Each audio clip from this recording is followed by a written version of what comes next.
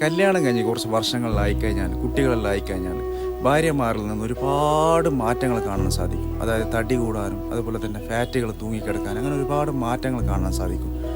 അപ്പോൾ ചില ഭർത്താക്കന്മാർ ഈ ഭാര്യമാരിലുള്ള സ്നേഹം കുറയാനും അവരിൽ നിന്ന് അടുപ്പം കുറക്കാനും അതേപോലെ തന്നെ അവരെ അവഗണിച്ചുകൊണ്ട് മറ്റൊരു പെണ്ണിൻ്റെ സുഖം തേടി പോവാം എന്നൊരു ചിന്ത അവർ മനസ്സിൽ വരും.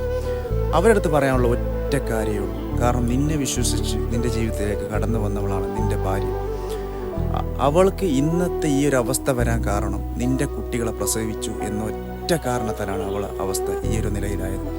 നീ വീണ്ടും ഇത് മനസ്സിലാക്കാതെ അവളെ നീ അവഗണിച്ചുകൊണ്ട് മറ്റൊരു പെണ്ണിൻ്റെ പിന്നാലെ പോവാം എന്ന് നീ ചിന്തിച്ചിട്ടുണ്ടെങ്കിൽ ഒന്ന് ഓർത്തു വെക്കേണ്ട ഒരു സത്യമുണ്ട്. നാളെ നീ വീണ് കഴിഞ്ഞാൽ, നിനക്ക് എന്തെങ്കിലും ഒരു സാഹചര്യം കൊണ്ട് നീ എന്തെങ്കിലും ഒരു അസുഖം വന്നു കഴിഞ്ഞാൽ, അല്ലെങ്കിൽ നിനക്ക് എന്തൊരു വീഴ്ച വന്നു കഴിഞ്ഞാൽ നിന്നെ തിരിഞ്ഞു മറിഞ്ഞു നോക്കാൻ ഒരു മനുഷ്യക്കുഞ്ഞു പോലും ഉണ്ടാവും.